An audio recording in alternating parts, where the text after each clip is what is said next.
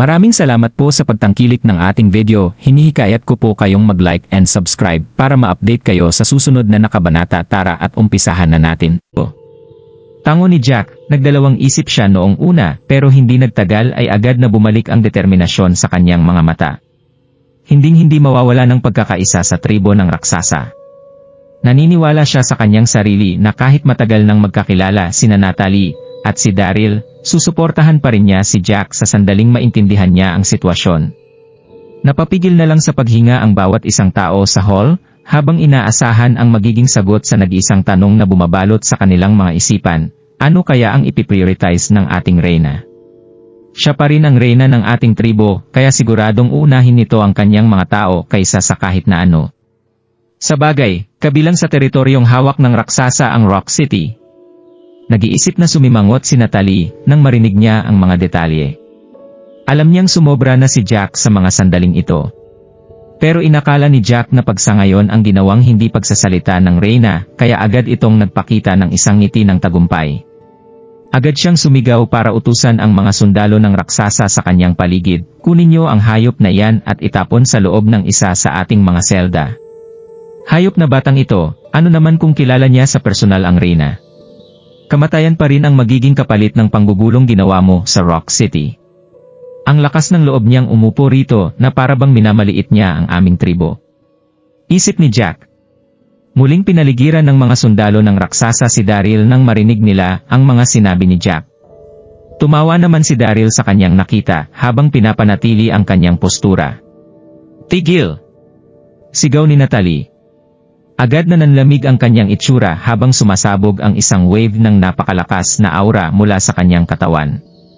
Agad na bumaliktad ang sikmura ng mga nakapaligid na miyembro ng raksasa na nagudyok sa mga itong bumalik sa dati nilang mga pwesto nang madmanaman nila ang galit ng kanilang reyna. Hindi nagawa ng mga itong huminga ng malakas sa takot na mas tumindi ang galit ni Natalie. Kamalahan, nagtatakang tumingin si Jack kay Natalie pero agad na itong naglakad papunta sa kanyang harapan bago pa man siya makapag-react. Dito na buong puwersang tumama ang biglaan ang kamay ni Natalie sa mukha ni Jack na sinundan ng isang malakas na slap. Agad na nagpaikot-ikot ang katawan ni Jack bago ito patalikod na bumagsak sa lupa. Agad na lumabas ang sariwang dugo sa magkabilang gilid ng kanyang bibig habang natatanggal ang dalawa sa kanyang mga ngipin. Napahinga na lang ng malalim ang mga tao sa paligid nang dahil sa tindi ng kanilang nakita. Sinaktan ng kamahalan ang ating mayor. Ano ang nangyari? Habang tinatakpan ang kanyang mukha sa sobrang panik, nakaramdam ng pagkaapi si Jack habang sinasabi na, bakit po, kamahalan? Wala naman po akong maling ginawa. Gaano katinding kahihiyan ba ang mararamdaman ng isang taong sinampal ng kanyang reyna sa harap ng napakarami niyang mga kalahi? Tumayo naman ng diretso ang mga sundalo sa kanilang paligid, hindi nagawang gumalaw ng mga ito ng kahit na kaunti sa sobrang takot. Wala namang naging pakialam si Natalie sa naging reaksyon ng mga tao sa kanyang paligid habang dahan-dahang naglalakad palapit kay Jack nang may nanlalamig na mukha. Tumingin siya pababa rito habang sinasabi na, ang lakas ng loob mong bastusin ang kagalang-galang nating bisita. Ituring mo ng awa mula sa akin ang hindi ko pagpapataw sa iyo ng parusang kamatayan sa sandaling ito. Ano? Kagalang-galang na bisita. Muling natigilan ang lahat ng tao sa hall nang dahil sa kanilang narinig. Napanganga naman ng husto ang nakatulala kay Daryl na Chien habang sinusubukang magsambit ng ilang mga salita. Inakala niya na isa lang ang lalaking ito sa mga itinuturing na kapatid ng kanyang master, kaya walang kahit na anong naging espesyal sa kanya. Hindi niya inasahan na isa pala talaga itong kagalang-galang na bisita ng reyna. Kaya natural lang na gumalang ito sa harap ng lalaking iyon. Natigilan naman si Jack sa kanyang pwesto habang nakakaramdam ng kuryente sa kanyang isipan. Inakala niya nakakilala lang ng reyna ang lalaking ito, sino nga ba ang mag-aakala na ganoon pala siya ka-espesyal? Kamahalan, ako, napatigil sa pagsasalita si Jack para maghanap ng mga tamang salita na maaari niyang sabihin bago sumigaw ng, ginawa ko iyon, para sa atin, para sa tribo ng raksasa. Ang komisyong sinisingil ko ang mapupunta rin sa mga mamamayan ng Rock City, hindi ko ito ginagawa para sa sarili kong interes. Kahit na isa pang kagalang-galang na bisita ang batang iyan, hindi pa rin siya maaaring maging mas importante kaysa sa kapakanan ng ating mga kalahi. Mukhang lalong sumabog sa galit si Natalie nang dahil sa mga sinabing ito ni Jack. Itikom mo na ang bibig mo. Alam mo bang hindi magagawang mabuhay ng ating mga kalahi ng mapayapa kung hindi dahil sa ginawa ng kagalang-galang nating bisita? Galit na itinaas ni Natalie ang kanyang kamay bago magutos ng kaladkarin niyo si Jack palabas para tumanggap ng 100 beses na paglalatigo. Opo. Hindi nagawang suwayin ng mga sundalo sa paligid ang ibinabang utos ni Natalie, kaya agad nilang kinaladkad si Jack nang marinig nila ang mga sinabi nito. Snap! Snap! Snap!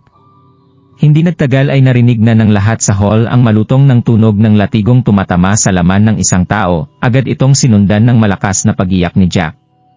Halos mamatay na sa takot ang bawat isang tao sa hall nang makita nila kung paano latiguhin si Jack hanggang sa mapunit ang balat at laman sa kanyang katawan na sinundan ng malakas na pagsirit ng sariwa niyang dugo.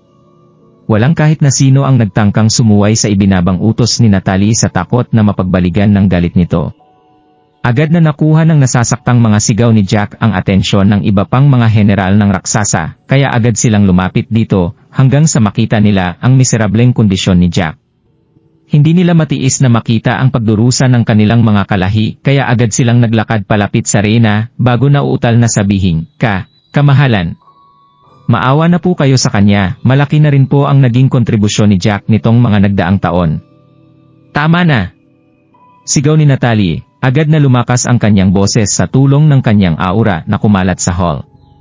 Agad na nanginig sa takot ang mga general nang maramdaman ng mga ito ang galit ng Reyna habang hindi nagsasalitang umaatras papunta sa kanilang mga pwesto. At sa huli ay sumenyas na si Natalie na itigil ang ginagawang parusa nang makita niya na malapir nang mamatay si Jack. Dito na siya huminga ng malalim bago nakangiting lumapit kay Daryl at magtanong ng, nabastos ka ni Jack kanina? Kaya ano sa tingin mo ang parusa na dapat niyang matanggap? Tanong ni Natalie. Dito na nanlaki ang mata ng lahat habang nakatingin kay Daryl. Inakala ng mga ito na makakatanggap si Daryl ng matinding kaparusahan, matapos nitong bastusin ang mayor ng Rock City. Pero sino nang aba ang mag-aakala na babaliktad ang sitwasyon sa loob ng isang iglap? Nasa gitna na sila ngayon ng punto na kung saan ang walang kwentang lalaki mula sa Ninma Inlands na ang may hawak sa magiging kapalaran ng mayor nilang si Jack. Isa lang naman itong hindi kilalang taga Ninma Inlands, pero nagawa pa rin itong kontrolin ang sitwasyon. Agad na natahimik ang lahat ng nasa hall sa mga sandaling ito na umabot sa punto na kung saan malinaw nilang maririnig ang pagbagsak ng isang karayom sa marmol nitong sahig. Ngumiti naman si Daryl at kalmadong sumagot ng, ang ibig kong sabihin, naiintindihan ko na gustong makabawi ng raksasa matapos nitong manirahan sa labas ng Ninma Inlands ng ilang libong taon. Pero hindi pa rin ito dahilan para mawala ang balanse sa mga kasunduang nagaganap sa pagitan ng ating mga lagi. At ngayong nagawa mo na siyang turuan ng leksyon, wala na akong gusto pang idagdag sa parusa na kanyang natanggap. Pero umaasa akong hindi na ito muling mangyayari sa hinaharap. Sige, naiintindihan ko. Mapagpakumbabang tumago ni Natalie na parang isang batang nakagawa ng kasalanan sa kanyang mga magulang. Kasunod nito ang pagtingin niya pababa kay Jack bago sabihing, Jack, babaguhin mo ang kasalukuyang mga batas at sistema sa kalakalan na sinusunod ng ating lahi. Ang anumang kasunduan sa pagitan natin at ng Ninma Inlands ay dapat na maging patas kung ayaw mong alisin kita sa iyong posisyon bilang mayor ng Rock City. Opo, kamahalan. Malakas na tumango rito si Jack bago utusan ang kanyang mga tauhan na, dalian ninyo, tapusin nyo na ang ating mga opisyal nating papel sa pakikipagkalakalan para kay Emma Siach. Desperado nang humiling si Jack sa mga sandaling ito na mabalik sa nakaraan para ayusin ang mga pagkakamali na kanyang ginawa. Inakala niya noon na magagawa niyang pataasin ang komisyon para sa kanyang city pero sa halip ay nagawa niyang maghukay ng sarili niyang libingan. Hindi nagtagal ay mabilis na pumasok ang assistant ni Jack bago magalang na i-assist si Chien sa mga dokumento na kailangan nitong tapusin. Agad na tumama ang realidad sa isipan ni Chien, habang nahihirapang itago ang pagkagulat na kanyang naramdaman sa mga nangyari. Natutulala siyang tumingin kay Daryl habang iniisip na, sino ba talaga kinakapatid na ito ng aking master, para magawang igalang maging ng mismong reyna ng raksasa. May, dahan-dahang tumalikod si Natalie, at nagdadalawang isip na napakagat sa kanyang labi, bago mag-suggest ng, mayroon ka bang oras pagkatapos nito? Kung okay lang sa'yo ay maghahanda ako ng isang piyesta para sa iyong pagdating sa aming lugar. Isang piyesta? Mukhang nagulat si Daryl nang pumasok ang mga sinabi ni Natalie sa kanyang isipan, pero hindi nagtagal ay agad itong nakabalik sa realidad. Nakangiti niyang iniling ang kanyang ulo, habang sinasabi na, hindi mo na kailangan pang gawin ito. Bibisitahin na lang kita muli sa sandaling magkaroon ako ng libreng oras. Wala pang kasiguruhan sa mga sandaling ito ang sitwasyon ni Jewel at ng pamilya Carter, kaya hindi siya nagkaroon ng oras para sa isang piyesta. Sa bagay, nangangarap pa rin si Jiang Jue na masakop ang 9 Mainlands, kaya mas maigi kung mag-iingat si Daryl sa kanyang mga gagawin. Napilitan na lang ngumiti ang nadidismayang si Natalie habang sinasabi na, sige, kung ganoon. Bago niya iwan si Daryl sa kanyang mga tauhan. Nakahinga na rin ang lahat sa loob ng trading hall nang makaalis ang kanilang reyna matapos mawala ng napakatinding pressure na tumama sa kanilang mga katawan. Ito na ang sandali na kung saan natapos ni Cheyan ang lahat ng kailangan niyang gawin para makipagkalakalan sa raksasa. Gaya ng naging pangako ng Reyla, hindi sila binigyan ng kahit na anong komisyon para makakuha ng mga nagagandahang leather armor na perpektong ginawa ng mga nagmula sa tribo ng raksasa. Hindi na natin kailangan pang sabihin na kumita, nagmalaki ang pamilya Yach sa transaksyong ito. Tito! Umabot sa kanyang mga tainga ang ngiti ni Chien, habang nasasabik na sinasabing, napakagaling mo talaga. Sino ba ang mag-aakala na kaibigan po pala kayo ng tumatayong reyna ng raksasa? Seryoso, sino ka ba talaga? Napangiti si Daryl sa nagtatakang itsura ni Chien, bago sumagot ng, isa lang akong ordinaryong lalaki na nagkataong makilala ng mahal na reyna. Sige, huwag mong sabihin sa akin, ngumungusong sagot ni Chien, mas naging masigla ang maaliwalas nitong mukha nang dahil sa frustration na kanyang nararamdaman. Hindi siya mangmang kaya agad niyang nahalata ang pagsisinungaling ni Daryl. Pero napagdesisyonan niya pa ring hayaan si Daryl na itago ang lihim nito kung nagdadalawang isip talaga si Daryl na sabihin ito sa kanya. Pagkatapos ng kalahating oras, nakarating na rin ang dalawa sa mansyong pagmamayari ng pamilya Yach. Sir! Isang tagasunod na naglilingkod sa pamilya Yach ang agad na lumapit kay Daryl nang maglakad ito papasok sa loob para magalang na sabihing, nagpunta po rito ang isang babae kanina para hanapin ka. Kasaluluyan po siyang nagaantay ngayon sa gilid ng hall. Maliban sa pagiging kinakapatid ni Daryl kay Zubaji, si Zubaji rin ang tumayong master ng panganay nitong anak na babae, kaya buong galang siyang tinawag na Sir ng mga empleyadong nagtatrabaho sa pamilya Yach. Nagtataka at humahangang kuminang ang mga mata ng tagapaglingkod habang nagsasalita. Masyadong naging maganda ang babaeng iyon para maging isang tao. Mayroon akong bisita. Sagot ni Daryl sa kanyang sarili, habang nararamdaman ang paglubog ng kanyang sikmura, habang iniisip sa kanyang sarili na, buisit, maaari kayang isa ito sa mga ipinadalang tauhan ni Jiangju. Sinenyasan niya ang tagapaglingkod na dalhin siya sa bisitang nakaupo sa tabi ng hall. Agad na napatigil ang nasusurpresang si Daryl sa kanyang nakita noong makita niya ang tao sa kanyang harapan. Isang payat at balingkinitang imahe ang makikitang nakaupo sa isa sa mga upuang matatagpuan sa side hall, masyadong nakaka-hypnotize sa selan at kagandahan ang kahugis ng hourglass nitong katawan. Nagmukha itong pinakamagandang babae sa buong langit at lupa na naitala sa kasaysayan ng mundo. Naglabas din ng malaanghel na aura ang katawan ng babae na parabang masyado itong mataas para umapak sa lupa. Ang babaeng nasa harapan ni Daryl ay walang iba kundi si Diao Chan. Natigilan dito ng husto si Daryl, hindi na niya nahanap pa ang kanyang postura sa mga sandaling ito. Masyado talagang maganda si Diao Chan, kahit na hindi ito ang unang beses na nakita ni Daryl ang maganda nitong mukha. Masyado lang talagang nakakadala ang malaanghel nitong kagandahan. Daryl! Mabilis na tumayo si Diao Chan nang makita niya si Daryl, at nasasabik na lumapit dito habang sinasabi na, ikaw nga talaga iyan. Tama, mula noong isama nito si Jewel. Ginamit ni Diao Chan ang isa sa kanyang mga special teknike para pagisahin ang kaluluwa ni Jewel at ang kapangyarihan ng Dragon Ball sa loob ng itlog ng dragon. Hinanap niya si Daryl sa 9 Mainlands nang malaman niya ang balita tungkol sa pagbisita ng Reyna sa Trade City. Mayroong mga usap-usapan na kung saan nagawang maging magalang ng Reyna sa isang lalaking nagmula sa 9 Mainlands. Agad na naisip ni Diao Chan na si Daryl ang lalaking iyon na nagmula sa 9 Mainlands, kaya agad siyang nagpunta rito para mangalap ng impormasyon. Hindi nagtagal ay nalaman niya na isa palang kagalang-galang na bisita ng pamilya Yach ang lalaking iyon. Kaya hindi na siya nagdalawang isip pa nang sumugod sa tirahan ng pamilya Yach para bumisita. Kahit na pinaghandaan niya ang bagay na ito, na-overwhelm pa rin siya sa sobrang tuwa nang magpakita si Daryl sa kanyang harapan.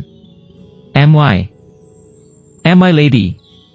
Nagising si Daryl sa realidad at agad na sumagot habang ipinapakita ang hindi mapipigilan niyang excitement. Napadaan ka rito. Masyado nang matagal mula noong huli niyang makita si Diao Chan.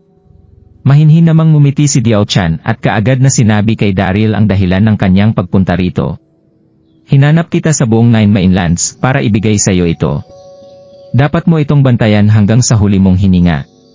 Dito na niya ipinasok ang kanyang kamay sa loob ng Enchanted Beast Pouch para kunin ang isang bagay. Agad na napanganga si Daryl nang makita niya kung ano ang bagay na yon. Isa itong itlog na may diametrong nasa kalahating metro na nababalot ng napakagandang engravement sa shell nito. Nagliwanag ang itlog nang dahil sa iba't iba nitong kulay na nag-reflect sa anumang ilaw na tumatama rito habang umiikot sa kamay ni Diao Chan.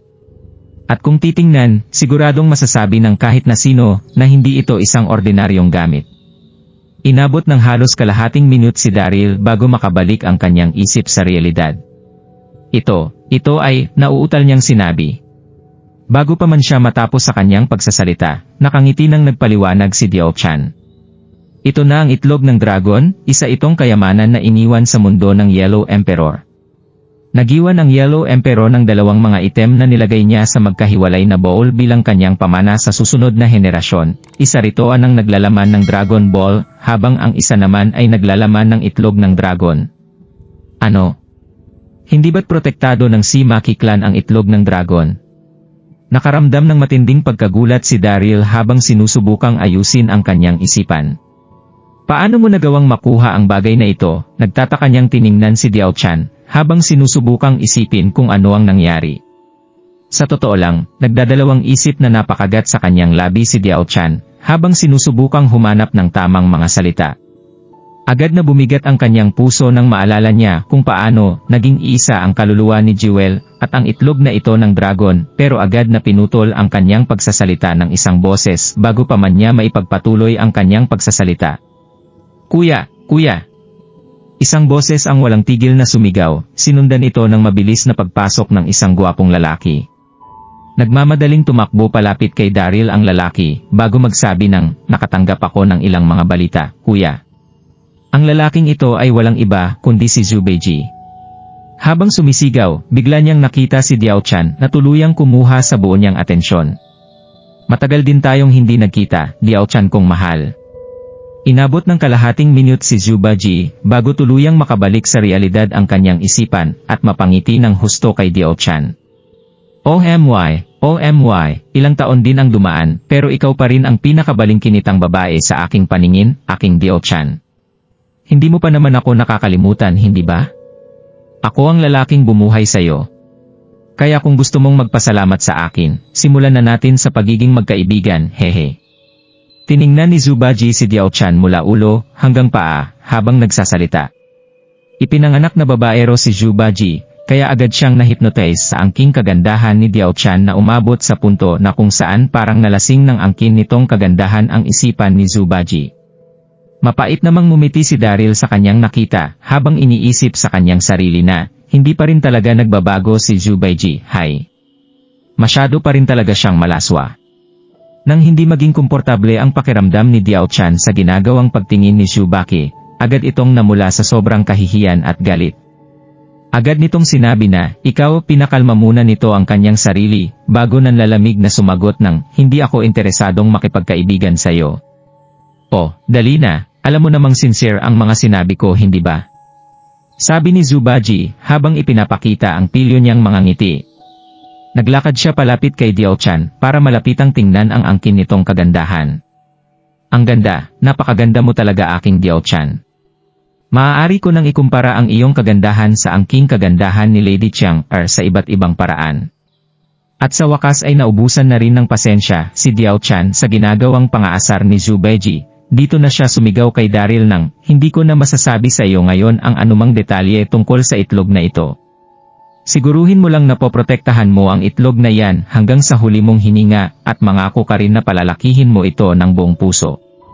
Nang matapos si Diao Chan sa pagsasalita, agad na ipinadyak ni Diao Chan ang kanyang mga paa bago mabilis na tumakbo palabas ng side hall at lumundag papunta sa kalangitan bago pa man makapag-react ang kahit na sino. Gustong-gusto talagang sabihin ni Diao Chan ang detalye sa likod nito para sabihin na naglalaman ang itlog na ito ng kaluluwa ni Jewel, pero hindi niya ito magawa ng dahil sa panggugulong ginagawa ni Zhu Baiji. Ha? Diao Chan ko, huwag kang umalis, determinadong sumigaw si Zhu Baiji habang hinahabol si Diao Chan. Ano? Hindi na alam ni Daryl kung ano ang kanyang magiging reaksyon nang mapagdesisyonan niya na ituon ang kanyang focus sa itlog ng dragon. Habang tinititigan ng maigi ang itlog, napuno nagkanyang puso ng isang pakiramdam na hindi niya magawang ipaliwanag sa kanyang sarili.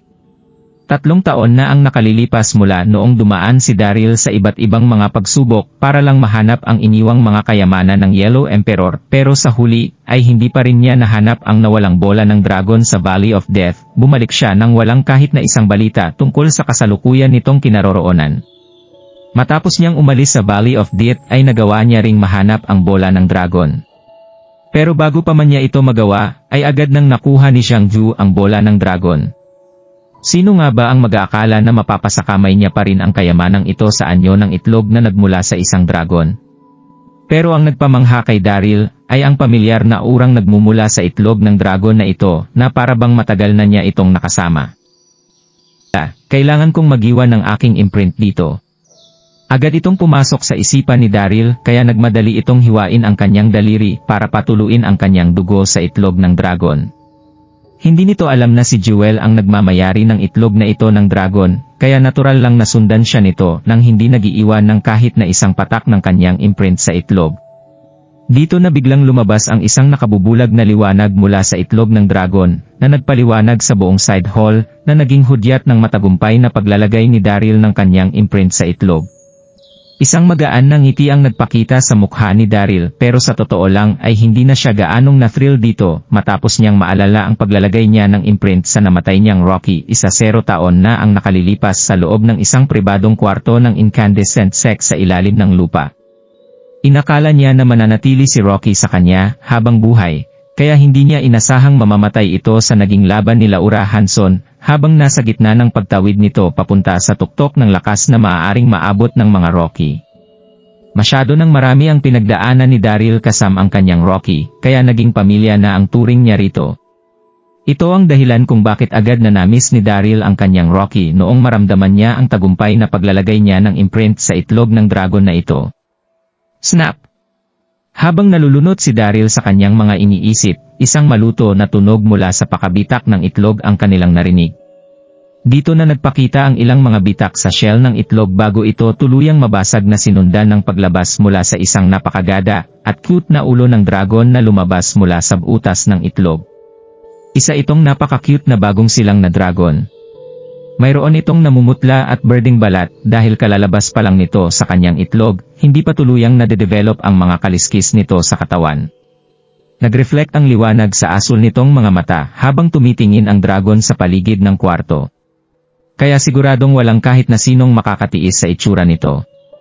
Habang nakakaramdam ng matinding pagkasurpresa at pananabik, buong ingat na hinawakan ni Daryl ang bagong silang na dragon sa kanyang mga kamay sa takot na mahulog niya ito. Tiningnan ng dragon si Daryl na parabang matagal na siya nitong nakita. Suminok ito at sumandal kay Daryl gamit ang maliit nitong ulo. Walang duda na dating pagmamayari ni Jewel ang kaluluwa ng dragon na ito.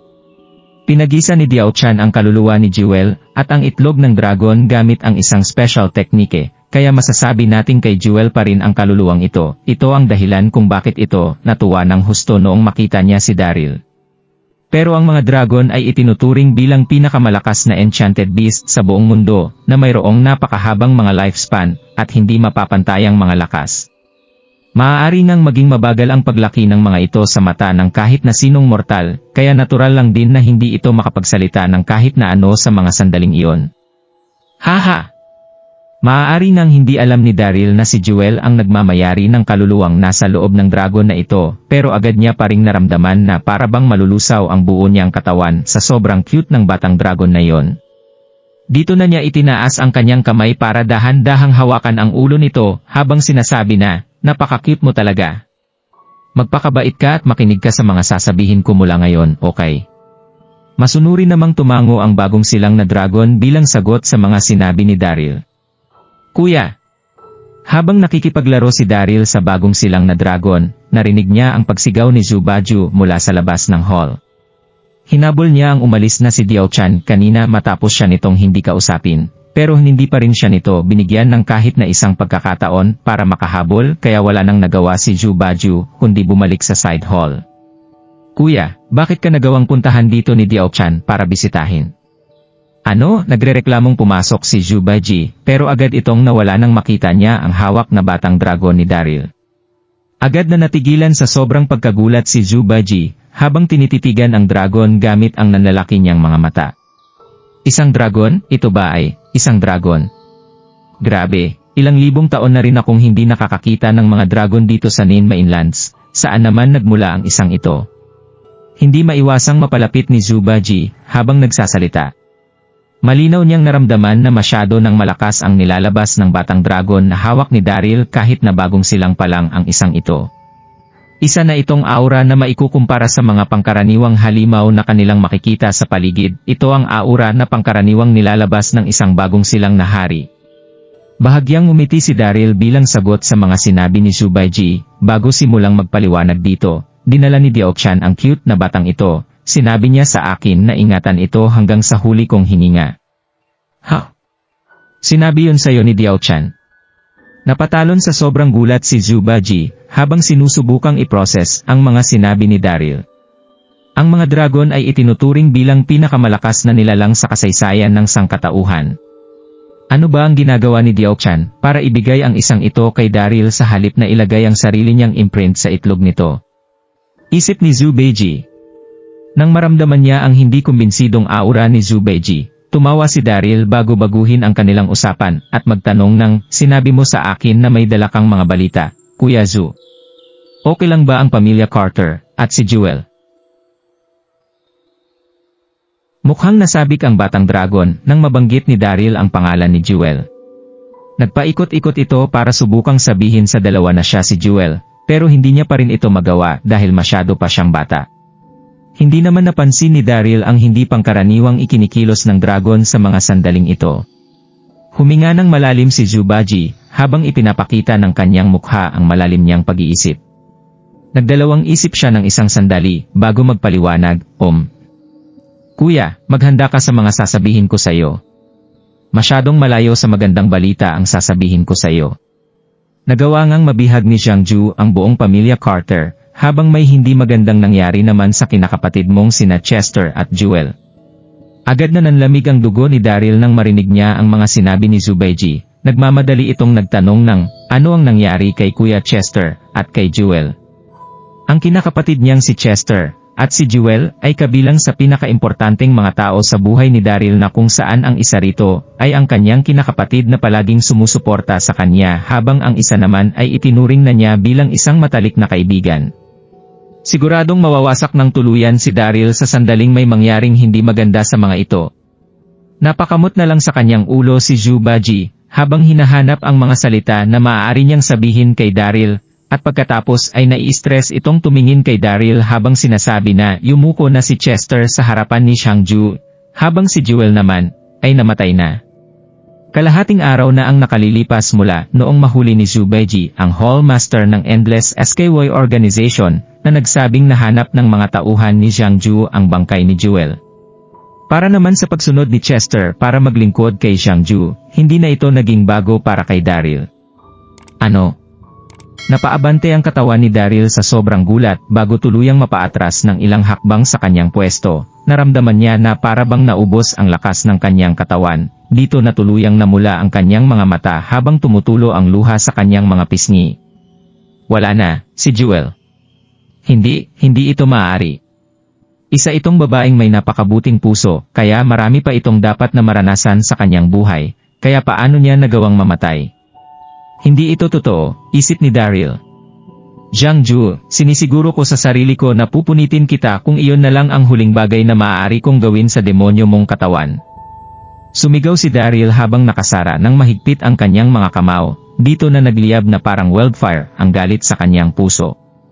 Nang maramdaman ang desperasyon ni Daryl, naantig ang batang dragon habang sinusubukan nito ang buo niyang makakaya para sumandal kay Daryl bilang pasasalamat sa naging concern nito sa kanya. Kalahating minuto ang lumipas bago tuluyang kumalma si Daryl. Tumitig siya kay Zubaiji at nagtanong ng, "Sinabi mo na naglingkod si Kuya Chester kay Xiangju.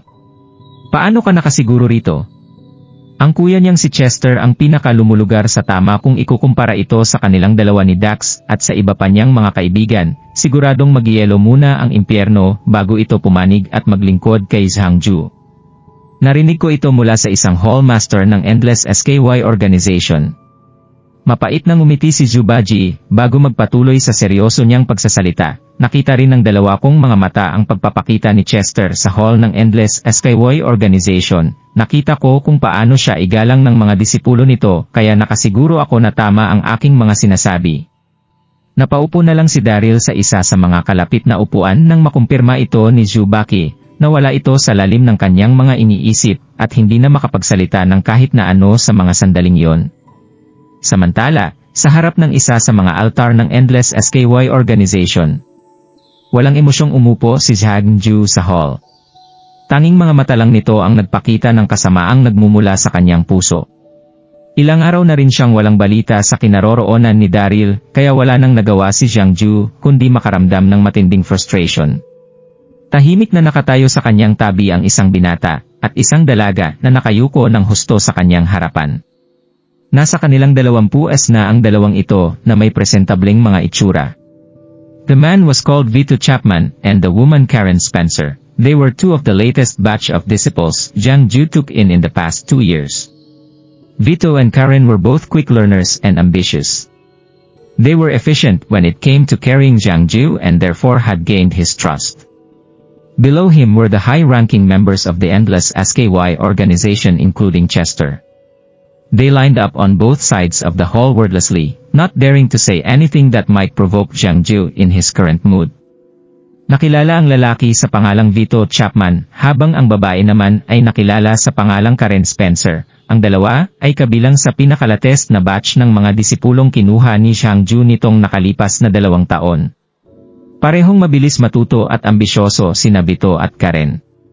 Ito ang naging dahilan kung bakit naging efficient ang dalawa sa ginagawa nilang pagsunod sa MG Autos ni Xiangju na agad namang nagtiwala sa kanila. Makikita sa ilalim ng mga ito ang mga matataas na miyembro ng Endless SKY organization, kasama ang kinakapatid ni Daryl na si Chester.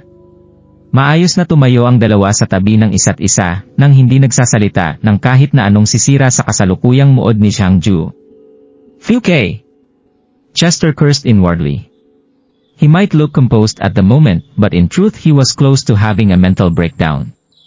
He had planned to pretend like he had switched sides to follow Xiangju in order to gain first-hand information on what would be their next move against Daryl. However, 2 days had gone by and there was no news of Daryl. It was as if he had vanished into thin air. Chester and Daryl were as close as brothers, how could he not worry? Buwisit! Napamura na lang si Chester sa mga sandaling ito.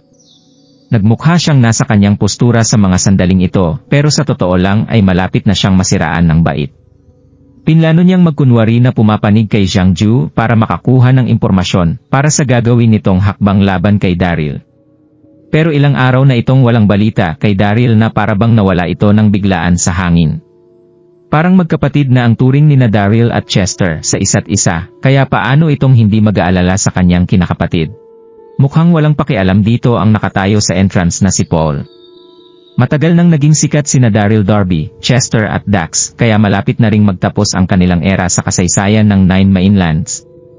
Hindi talaga niya gustong mahanap ni Chester si Daryl. Ang pinakainabangan niya ay ang pagkamatay ni Daryl nang wala si Chester. Siguradong hindi magagawang suwayin ni Chester si Xiangju kahit na gaano pa siya kalakas. Pero sa sandaling mangyari iyon, hindi na kailangan pang maingat ni Paul kay Chester habang nagfo-focus sa pagbibigay ng ambag sa mga nagawa ni Xiangju. "Master." Sa gitna ng nakabibinging katahimikan, isang disipulo ang mabilis na naglakad papasok. Humihingi po ng permiso ang sect master ng Saint Fire Palais sect na si Laura Hanson na pumasok para makita kayo. Ang Saint Fire Palais sect. Nagulat ang bawat isang taong nasa loob ng hall noong marinig nila ang pangalan ni Laura, maging si Chester, ay mas nagulat kaysa sa kanyang mga kasama. Buwisit, inakala kong namumuhay ng mag-isa si Laura Hanson matapos bumagsak ng kanyang incandescent sect. Kailan ba nito nagawang itayo ang St. Fire Palay sect? Si Jiangju ang unang nag-react sa pamamaitan ng pagkaway sa kanyang kamay.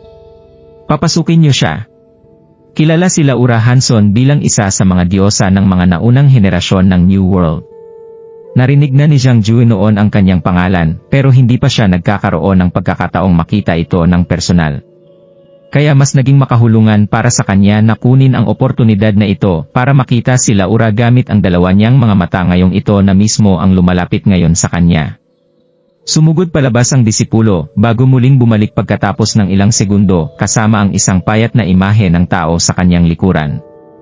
Buong pasasalamat na naglakad si Laura papasok sa hall suot ang isang mahaba at kulay pulang dress na nagpakita sa magandang hubog ng kanyang katawan sa bawat paghakbang na ginagawa ng kanyang mga binti na para bang isang naglalagablab na apoy. Dito na napatinig na ang lahat sa kanya habang napapatitig ng husto ang karamihan sa mga lalaking disipulo ni Jiangju. Masyado itong maganda. Napasimangot si Chester habang sinasadyang tumititig kay Laura gamit ang alerto at nag-iisip niyang mga mata. Ilang taon na rin ang lumipas mula noong huli niya itong makita at mukhang mas naging malakas na ito ngayon kaysa noon. Sect Master Hanson. Nagising sa realidad si Jiangju at agad na tumingin kay Laura habang ipinapakita ang sumasalubong niyang ngiti. Maaari ko bang maitagong kung ano ang naging dahilan ng karangal-rangal na pagbisita mo sa amin? Tumingin ang kanyang mga mata sa katawan ni Laura habang nagsasalita at nag-iisip ng, alam ko na ngayon kung bakit siya ang tinaguri ang diyosa ng New World noong unang panahon, karapat-dapat nga talaga ang kanyang kagandahan para sa titulong iyon. Hindi naman pinansin ni Laura ang mga ginagawang pagtingin ni Jiangju, na natiling kalmado ang maganda niyang mukha habang direktang sinasabi na, sigurado ako na ikaw ang Sect Master ng Endless SKY Organization, natanggap ko ang balita tungkol sa pinaplano mong pagpatay kay Daryl Darby, tama. Kaagad na nagparamdam ang galit at kahihiyan sa kanyang puso nang mabanggit ni Laura ang pangalan ni Darly. Iniwan ko ang hayop na si Daryl Darby sa Purgatory Secret Tunnel para mamatay. Pero sa kasamaang palad ay nagawa nitong makaligtas at sirain ang kanyang dangal matapos nitong tumaka sa secret tunnel na sumorpresa ng husto sa kanya. Hindi na sapat ang pagkamatay ni Daryl ng 1,000,000 beses para mapagbayaran ang mga ginawa nito sa kanya. 3 araw na ang nakalilipas mula noong makataka si Laura sa pamamagitan ng isang hidden mechanism na matatagpuan sa loob ng kwarto. Dito na niya nalaman ang tungkol sa pagpunta ni Daryl sa Valley of Death para obserbahan ang isang kakaibang fenomena. Kaya hindi na nagpatumpik-tumpik pa rito si Laura, agad niyang ipinadala ang pinakamahuhusay niyang mga tauhan para hanapin ito. Hindi nagtagal ay nakatanggap ang kanyang mga tauhan ng balita tungkol sa ilang beses na pagpapakita ni Daryl sa Rock City, kasama ang panganay na babaeng anak ng pamilya Yach. Desperado na si Laurang pangunahan ang mga elite ng St. Fire Palay sect para atakihin si Daryl pero wala pa rin siyang nagawa kundi sumuko noong malaman niyang kasama ni Daryl si Zubaige. Sa bagay, isa pa rin si Zubaige sa mga bayaning nakilala ng ilang libong taon sa kasaysayan ng sangkatauhan na kagaya ni Zurong at Gonggong. Hindi magagawang tapatan ng kahit na sinong nagmula sa St. Fire Palay sect si Zubaige. Ito ang dahilan kung bakit hindi na nagatubiling magpunta si Laura sa Endless SKY Organization noong malaman niyang hinahanap din ng kilalang leader nito na si Jiangju si Daryl. Isang misteryosong ngiti ang nagpakita sa mukha ni Jiangju bago magtanong ng, maaari ko bang malaman kung bakit ka nagtatanong? Isang matalinong tao si Jiangju, kaya gagawin niya ang lahat bago niya sabihin ang kanyang naging impresyon sa pagpunta rito ni Laura. Huminga ng malalim si Laura para pakalmahin ang kanyang sarili mula sa frustration na kanyang nararamdaman bago pa ito tuluyang magpakita sa maganda niyang mukha. Dito na niya sinabi na, matagal na kaming may hidwaan ni Daryl Darby. Nagpunta ako rito para makipagtulungan sa Endless SKY Organization na pabagsakin siya. Kontento naman ngumiti si Jiangju bago tumatangong sumagot ng, sige, magaling kung ganoon. Naniniwala ako na nagpunta rito si Sect Master Hanson para magbigay ng impormasyon tungkol sa kinaroroonan ni Daryl Darby, tama?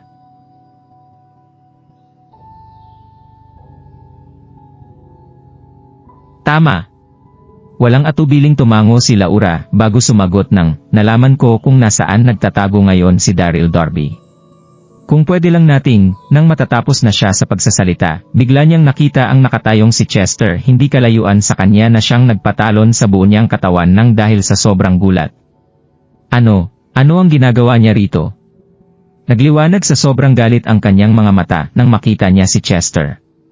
Ito ang lalaking tumulong kay Daryl para pabagsakin ang incandescent sect, kaya hinding-hindi matitiis ng dalawang ito na makitang buhay ang isa't isa. Dito na biglang nagliyab ang internal energy ni Laura para ihanda ang kanyang sarili na umatake. Maging si Chester ay naging alerto habang nakatitig na nagbabantay sa bawat galaw ni Laura. Haha! Tumayo at ngumiti si Jiangju nang makita niya ang eksenang ito bago siya nagpaliwanag kay Laura. Maaari ka nang kumalma, Sec Master Hanson. Inabandona na ni Master Wilson si Daryl Darby para maglingkod sa akin, isa na siya ngayong kakampi. Ano? Napatigil sa sobrang gulat si Laura habang hindi makapaniwalang tinitingnan si Chester. Nagawa niyang pagtaksilan si Daryl Darby para umanib kay Jiangju. Nagdalawang isip si Laura ng isang sandali pero unti-unti rin siyang kumalma nang makita niya ang pagiging seryoso ni Jiangju sa mga sinabi nito sa kanya. Sec Master Hanson, pag-usapan na natin ang clue na nakuha mo tungkol sa pinagtataguan ngayon ni Daryl Darby, determinadong itinanong ni Jiangju. Napakagat na lang si Laura sa kanyang labi bago dahan-dahang magsimula sa pagpapaliwanag. Kasalukuyan siyang nagpapagaling ngayon sa mansyon ng pamilya Yach sa Mist Loren. Sinundan ito ng detalyado niyang pagsasabi sa lahat ng mga lead na kanyang nakuha hanggang sa mga sandaling ito. Dito na umingay ang buong hall sa sobrang pagkasabi. Hindi na napigilan pa ni Jiangju ang gigil na nagpakita sa kanyang mga mata habang iniisip sa kanyang sarili na sino nga ba ang mag-aakala na nagtatago lang pala si Daryl sa isang hindi kilalang pamilya ng mga cultivator? Huwag ka munang masabi. Nang mabuhay ang dugo ng lahat, agad na nagpatuloy si Laura sa pagsasalita. Hindi lang si Daryl ang naroroon dahil kasama niya rin ngayon si Zhu Baiji. Nalaman ng aking mga disipulo sa St. Fire Palace Sect na si Zhu Baiji ang tumatayong master ng pinakamatandang anak na babae ng pamilya Yach. Sa tindi ng kanyang pagkainis sa pagpapakita roon ni Zhu Baiji, agad na lumakas ang boses ni Laura sa pagsasalita. Masyadong malakas si Zhu Baiji, kaya hindi dapat natin ito ipagsawalang bahala. Si Zhu Baiji. Agad na nagdikit ang mga kilay ni Jiangju habang nagdidilim ang kanyang mukha nang dahil sa kanyang narinig. Maaari ngang maparaan at malakas si Jiangju pero kinakailangan pa rin itong magingat sa mga bayaning nakilala ng ilang libong taon sa kasaysayan ng sangkatauhan na kagaya ni Ghost Valley Sage, Yang Jian at iba pa. Hindi siyempre mawawala sa listahan ng mga ito si Zhu Baiji. Kinakailangan muna nating makalampas kay Zhu Baiji bago natin mapabagsak si Daryl. Determinadong sinabi ni Laura, kaya kinakailangan nating humanap ng paraan para tapusin si Zhu Baiji.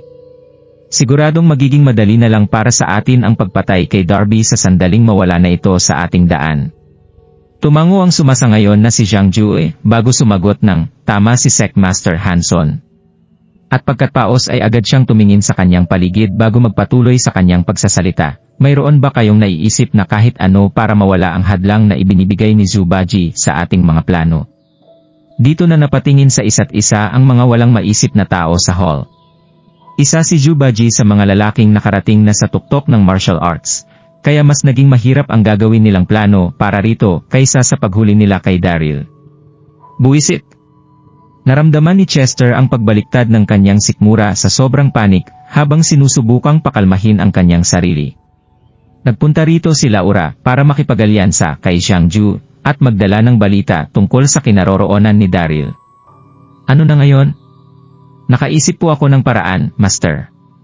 Dito na umabante ang isang magandang imahe na nagpakita ng isang confident na ngiti. Ito ay walang iba kundi si Karen. Anong naiisip mo, iha? Nagmamadali siyang tinanong ng tuwang-tuwa na si Jiangju. Mahinhin namang ngumiti si Karen bago tumingin sa kanyang paligid at magpaliwanag. Kilala ng lahat si Zhu Baiji bilang isang lalaking mahiling mangbabae na umabot sa punto na kung saan nagawa nitong nakawin ang asawa ni Donoghu para mapaligaya ang kanyang sarili. May mga usap-usapan na sa lahat ng nagagandahang babae sa buong mundo, kay Lady Chang pinaka na-attract si Zhu Baiji. Kung nagustuhan mo ang mga ganitong video, huwag mong kalimutan mag-like and subscribe. Panoorin mo na rin ang mga naunang kabanata para lalong maubos ang oras mo.